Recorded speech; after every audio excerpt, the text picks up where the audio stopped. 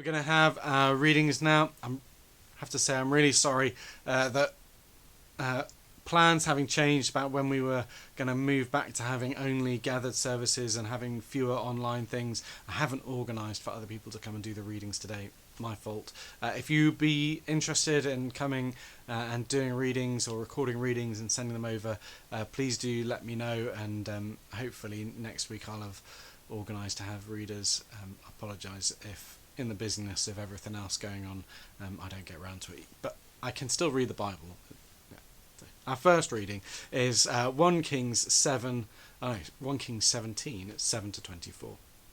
Sometime later the brook dried up, because there had been no rain in the land. Then the word of the Lord came to him. Go at once to Zarephath in the region of Sidon and stay there. I have instructed a widow there to supply you with food. So he went to Zarephath. When he came to a town gate, a widow was there gathering sticks. He called to her and asked, Would you bring me a little water in a jar, so I may have a drink? As she was going to get it, he called, And bring me please a piece of bread. As surely as the Lord your God lives, she replied, I do not have any bread, only a handful of flour in a jar and a little olive oil in a jug. I'm gathering a few sticks to take home and make a meal for myself and my son. Then we may eat it and die. Elijah said to her, Don't be afraid. Go home and do as you have said. But first, make a small loaf of bread for me from what you have and bring it to me. And then make something for yourself and your son. For this is what the Lord, the God of Israel, says.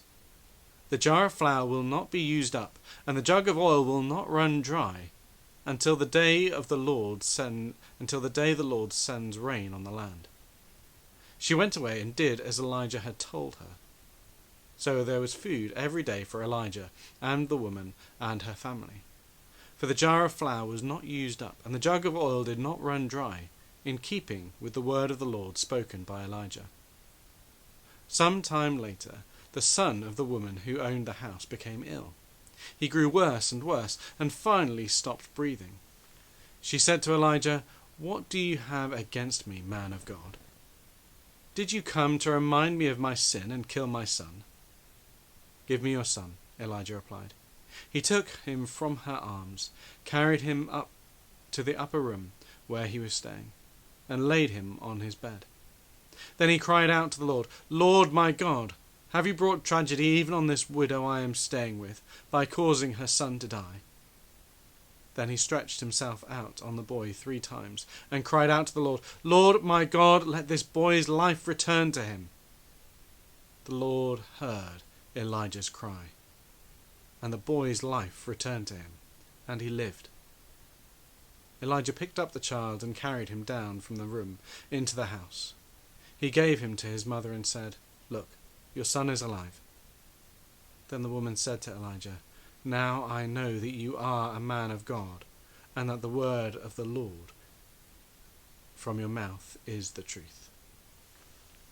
This is the word of the Lord.